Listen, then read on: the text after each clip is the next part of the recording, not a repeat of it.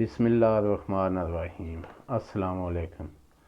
ساہیوال میں پیدا ہوئے اور پھر لاہور کا رخ کیا، اور ابتدا میں فٹ پاتھ پر سونے والے کو جب ریڈیو پر پاکستان پر ایک موقع ملا تو پروڈیوسر نے کہا کہ آواز اچھی ہے مگر دماغ خالی ہے۔ یہ بات اس شاہ دماغ کی ہے جس کو بعد میں جب پی ٹی وی کا آغاز ہوا تو پہلی آواز اور پہلی تصویر کے لیے چنا گیا اور شہرت کی بلندیوں تک پہنچا دیا۔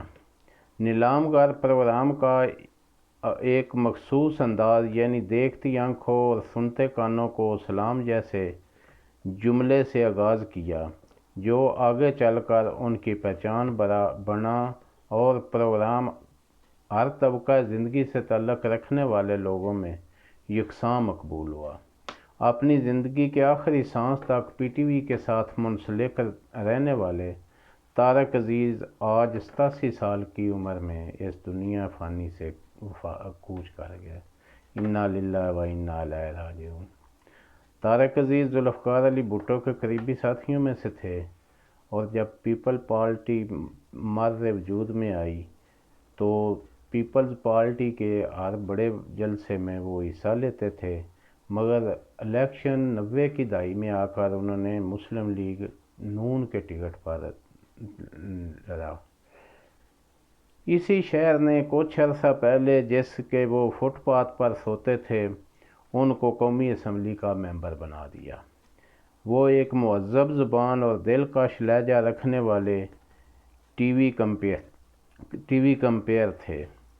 ان کو اردو زبان پر مہارت، شعر و شاعری پر خاص عبور تھا، مگر یہ بات کم لوگ جانتے ہیں کہ وہ پنجابی زبان کے ایک بہت اچھے شاعر تھے اور منیر نیازی سے بہت متاثر تھے۔ ان کی ایک کتاب پنجابی زبان میں چھپ چکی ہے، لیکن ان کا بہت زیادہ کلام پنجابی زبان میں ایسا ہے جو ابھی منظر عام پہ نہیں آیا۔ اللہ تعالیٰ کا بھی ان پہ خاص کرم تھا۔ ایک دفعہ وہ واقعہ سناتے ہیں، جب وہ مکہ مکرمہ میں حرم پاک میں بیٹھے ہوئے تھے تو ایک آدمی ان کے پاس آیا جس کو وہ بالکل نہیں جانتے تھے۔ اس نے کہا کہ کیا آپ حرم پاک کے اندر جانا چاہتے ہیں؟ تو آپ نے کہا میرے لیے اس سے بڑی سعادت کیا ہو سکتی ہے، لہٰذا میں اس کے ساتھ ہو لیا تو اس نے مجھے حرم پاک کا دروازہ کھلوا دیا، اور میں نے اندر جا کر نوافل پڑھے اور اللہ تعالیٰ سے ڈھیروں دعائیں مانگی۔ یہ شرف چند لوگوں کو دنیا میں نصیب ہوتا ہے جن کو اللہ اپنے گھر کے اندر بلاتا ہے۔